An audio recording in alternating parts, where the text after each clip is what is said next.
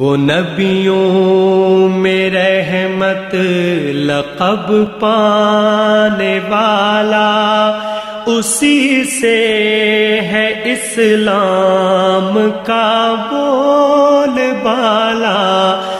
नाज़रीन, अवामी न्यूज़ में खबरन जो सिलसिलो जारी है। इन वक्त असीं तव्हांखे सुई गैस में खबर ॾींदा हलूं त 12 रबी अवल जे पुरमसरत ॾियारे पूरी दुनिया जीअं पाकिस्तान जे कुंड कुर्च समेत सुई गैस में भी वॾे अक़ीदे एहतराम सां मल्हायो वियो। जीलानी मदरसा पीर बुढड़ो खां हिकु अज़ीम आलीशान रैली कढी वई है, जेका मेहरान हाईवे सां शहर जे मुख़्तलिफ़ रोडन रस्तनि खां थींदी सुई गैस जे मुख्य चौक ते पहुती है, जेका रैली जलसे में तब्दील थी वई, जंहिंखे सैयद इस्माइल शाह जीलानी, मौलवी शौकत अली ऐं ॿियनि आलमनि ख़िताब कंदे चयो त अॼु पूरी आलमी इस्लाम लाइ बाइस बख्शिश ऐं रहमत भरियो ॾियारो है। आमद रसूल सल्लल्लाहु अलैहि वसल्लम जे करे समूरी दुनिया खावन ताला ऐं खल्की ऐं रसूल अल्लाह सल्लल्लाहु अलैहि वसल्लम जिंदगी आलमी इंसानियत लाइ हिकु मशले राह है। इन ते अमल पैरा रहे इंसानियत जे फलाह ऐं कामयाबी हासिल करे सके थो। मज़ीद खबरों और तफसीलात के लिए विजिट करें हमारी वेबसाइट www.awamiNewsHD.com।